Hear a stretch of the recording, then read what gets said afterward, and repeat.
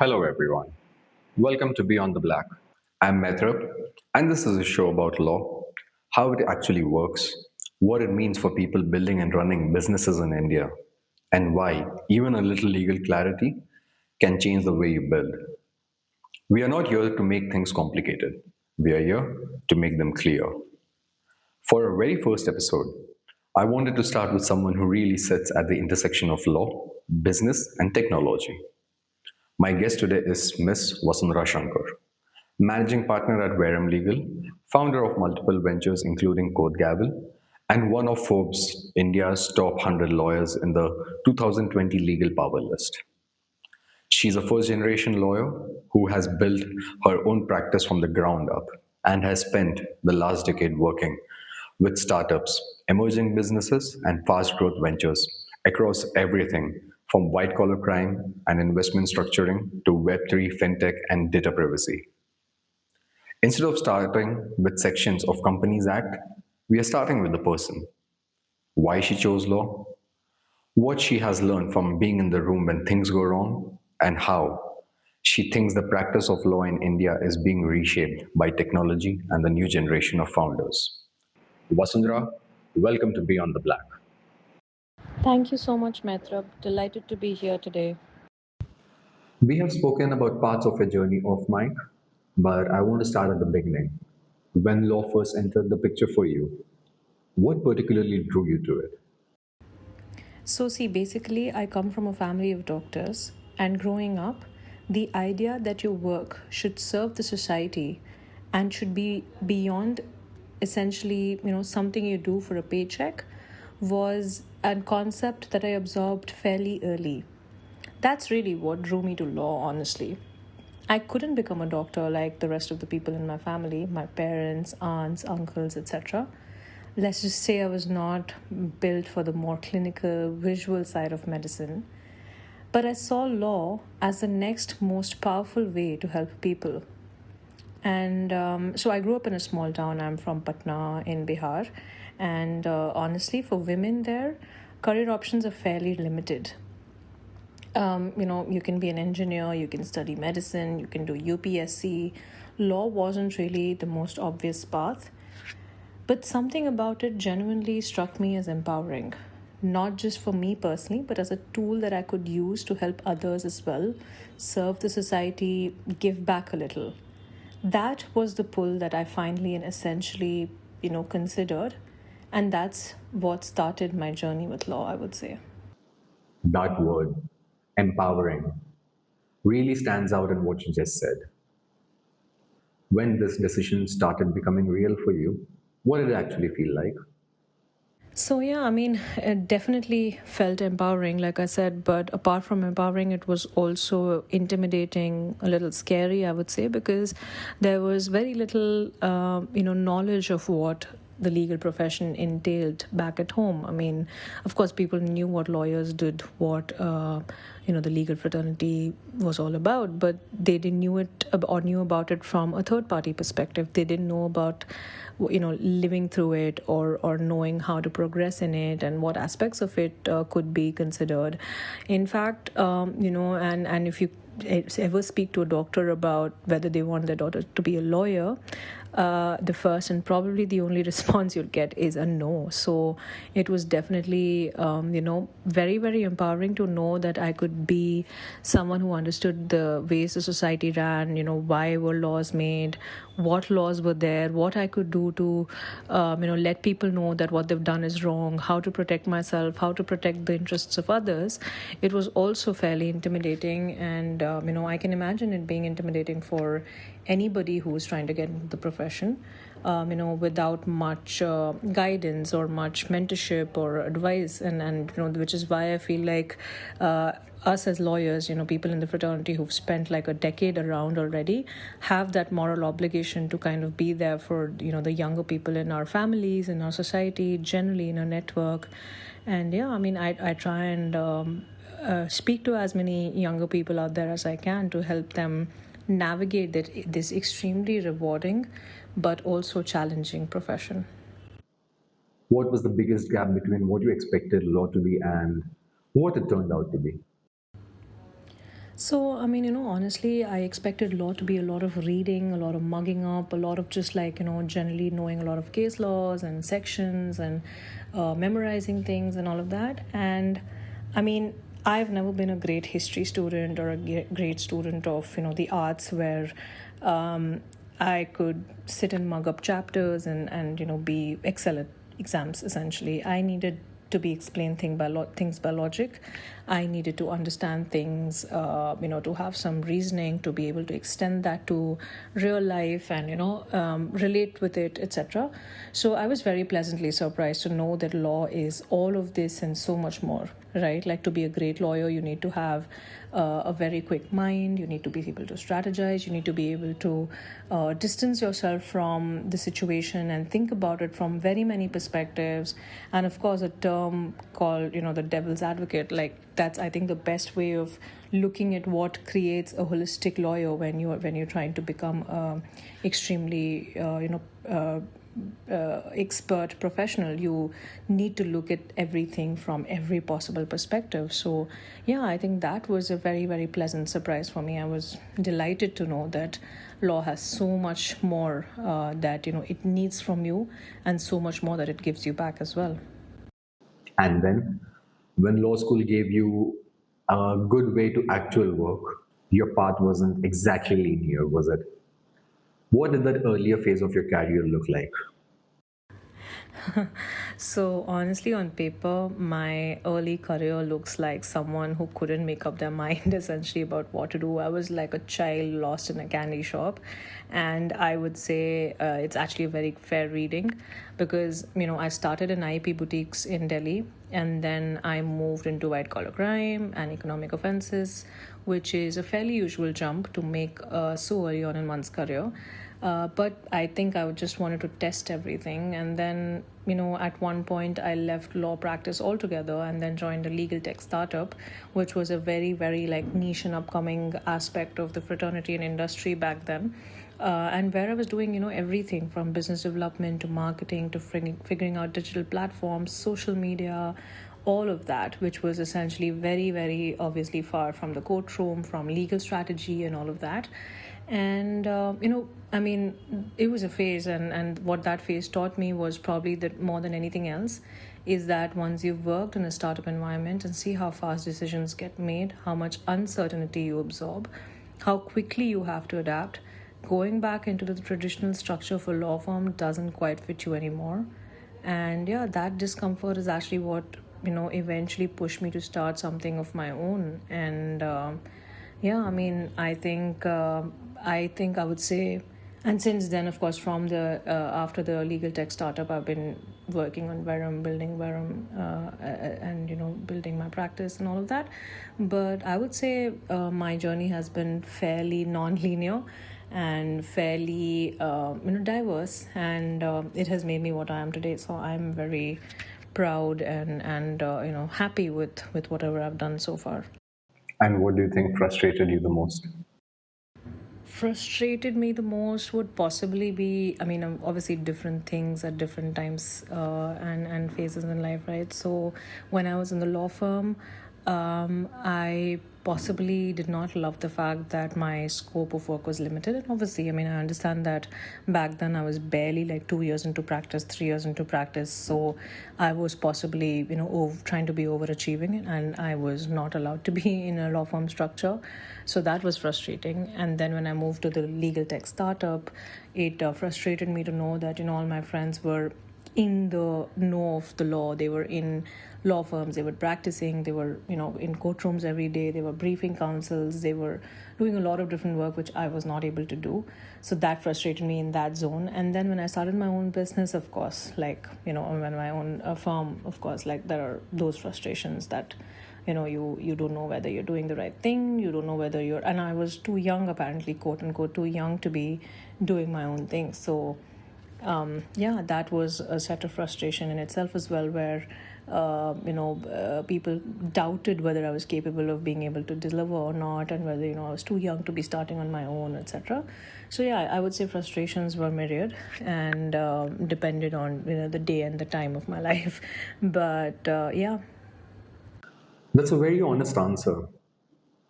So, when did that become a real decision? When did you know you wanted to build something of your own? Honestly, I think it was more of a process of elimination, as they say, than a dramatic decision as such. After the legal tech startup stint, I had a 2.5 year gap from traditional law firm work, and from the perspective of any firm that might interview me, that was very hard to explain. And at some point, I also thought that maybe I would not be hired, or maybe the way I would be working would be different now because of my startup exposure. In a startup you're all like a go-getter, and you work beyond boundaries. You don't have fixed timelines, you don't have fixed work profiles. You're doing anything and everything that needs to be done, and we were basically running the show there as well, right? I mean, the team. So I felt like maybe it was time for me to move on and build something of my own, rather than be put in a box and think according to whatever you were asked to think about. So I think that would probably be where and how my decision started. And I mean, re entering an associate in a firm wasn't going to work anymore for me, and the pull to actually practice law was still very much there. So I think starting on my own wasn't the romantic entrepreneur move, I would say. It was the most logical next step, given where I was and what I'd experienced in the 2.5 years that I was there. I think sometimes the path closes behind you deliberately, and looking back, it's absolutely been a blessing, I would say. Of course, but in the moment, it wasn't a choice as much as it was just the next thing that I thought I should be doing. And when you actually made the jump, what was the part that felt the scariest? That's an easy one. I would say the accountability, full stop. When you're inside a firm, there's always someone above you, a senior, associate, partner. You're always one layer in a review process. And you have a safety net, right? Even if you don't always think about it, it's there. But when you go out on your own, whatever you deliver goes directly to the client, and there's no second pair of eyes looking at it, and the client is relying on you entirely, sometimes for decisions that could define the course of their business, sometimes strategies that could put them outside the bars or inside the bars. And that weight just doesn't go away. I mean, you learn to carry it better, but in the beginning, I would say that was the hardest part. Like, to accept that accountability, to understand that accountability, and then be able to deliver without being deterred by the accountability and the weight of it. And now that you have built it, what do you enjoy most about this phase of your life and practice? Cliched answer, but I would say I like the fact that I'm my own boss. I can make decisions for myself, but I also like the fact that I can help people that I want to help without anyone else telling me what to do. I can make my own decisions. Like I said, I can work with people that I want to work with. I can do the kind of work that I want to do. So, like for example, we can pick up pro bono matters when we like. We can do things just to help people. We can do things just because we love doing them. And I try to make it more about the team than about me when we're making these decisions. Because I would love to do, build a firm and do work that the people around me like to do, instead of, forcing things on them and down their throat and telling them they need to do something even when they hate doing it. But yeah, the freedom to be able to do that, that is genuinely empowering, and it gives you a lot of peace at the end of the day. That freedom clearly matters a lot to you. So, today, what kind of work genuinely energizes you or drives you? Oh yes, I think freedom is what builds, accountability. Is what builds integrity. What it builds character. So, definitely one of the most important aspects of my life has been, being able to have that freedom in life. And yeah, I mean, I think to answer that question in general, I would say anything that's new, anything that involves new technology or new legislations, where we could be, among the first few people entering into a domain. That is definitely something that drives me, and I find it extremely interesting, extremely motivating, and I can spend hours working on something that's new. So, like we did a lot of data privacy work when GDPR was enacted back in 2017-18, and we were probably amongst the first few teams in this area who could handle that kind of work, who understood what data meant, who understood what personal information was, how flow of data could be managed. We could do audits, all of that, and I really find it very interesting to read through understand, perceive, and a completely new law and put it in the context of business and then strategize around it. That is definitely very, very interesting and motivating for me to work on. And why founders specifically? What is it about working with them that keeps you drawn to that world? So, honestly, I think founders or anybody who has ever started a business of their own are extremely interesting individuals, I would say. They're so holistically developed. Like, they know so many things about so many issues and so many issues about so many things. It's interesting to interact with them in general, and you learn a lot when you're working with startup founders who've built something of their own. From the ideation stage to funding to generating revenue to building a successful business. They work on quick deliverables, the way they pivot, the way they are always evolving, always thinking about what's next, automatically turning themselves into multiple personalities and roles. It's really fascinating to me. I mean, I think so much so that I chose to be one myself. So you can imagine. I think I relate with them a lot, and I think it's an extremely interesting and exciting space to be in, even when you're working with them. Is there a particular area of law that excites you the most right now? I mean, if you say my career path was confusing, my interest in law is even more so. But I would say right now, possibly tech laws. And specifically because we're still in the early innings and, technology is moving at a pace that regulation genuinely hasn't caught up at all with. That gap is, where it gets really interesting for me. People usually see the visible side of the profession, the title, the courtroom image, the finished advice. What's the part of the job that they don't usually see? The unglamorous side, if I may add to it. Maitrabh, I think that's a great question. I think law is possibly 80% unglamorous and maybe 15 to 20% glamorous at best. And, I would say that there's a lot happening when you're working on your laptop silently, drinking lots of coffee, and when you're reading commentaries, buried deep in those fat books, or when you're just researching or trying to find loopholes that, might be there in a contract. All of that I think would be fairly unglamorous. Or let's say even when you're waiting in the high court lobby because the board hasn't come up yet. But I would say it's also a good thing that law has so many very very famous shows and movies where it has been presented as such a glamorous profession, because if it wasn't, it would have been very difficult to kind of attract the younger generation, or the younger people who are fairly more impressionable to pick up law, because considering the kind of dedication and hard work it requires. Yeah, I'm glad that at least the execution side of things has been presented in a glamorous way. That would definitely take the profession a long long way, I would say.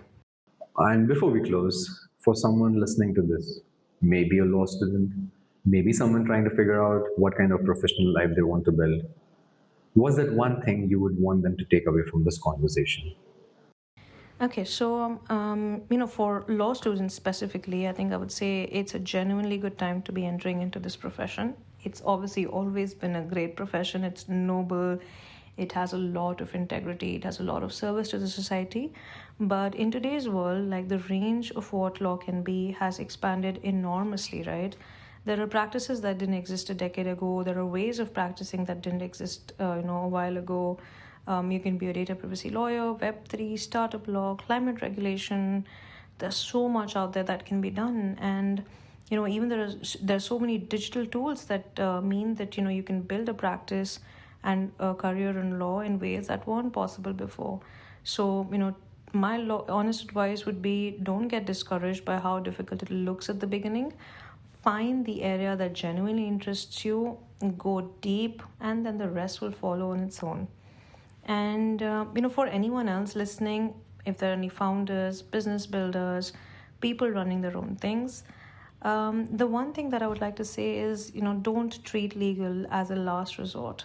The earlier you bring legal thinking into how you build something, the fewer failures you end up dealing with later. And I think that's something I see consistently in the work we do. Good legal thinking isn't just a cost, it's a protection. And I think that's where we're going to be discussing going forward a lot more as well.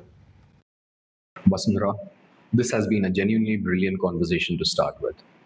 What strikes me most is how much of what makes law useful is not the rules. It's about the thinking, the way you approach a problem, what you pay attention to, what you know to ask before anyone else knows there is a question. That is what the show is going to be all about. Not law as a system to be afraid of, but law as something you can actually understand, use, and build with. If you're listening to this and found it useful, follow Beyond the Black, wherever you get your podcast from. We are going to be deep on everything a founder, a business owner, or a student needs to know: contracts, employment, disputes, fundraising, compliance, the full picture in plain language. And if there is a question you want us to cover or a topic you keep running into that nobody else has ever explained properly, we want to hear it. This show is for you. We will see you in the next episode. Thank you.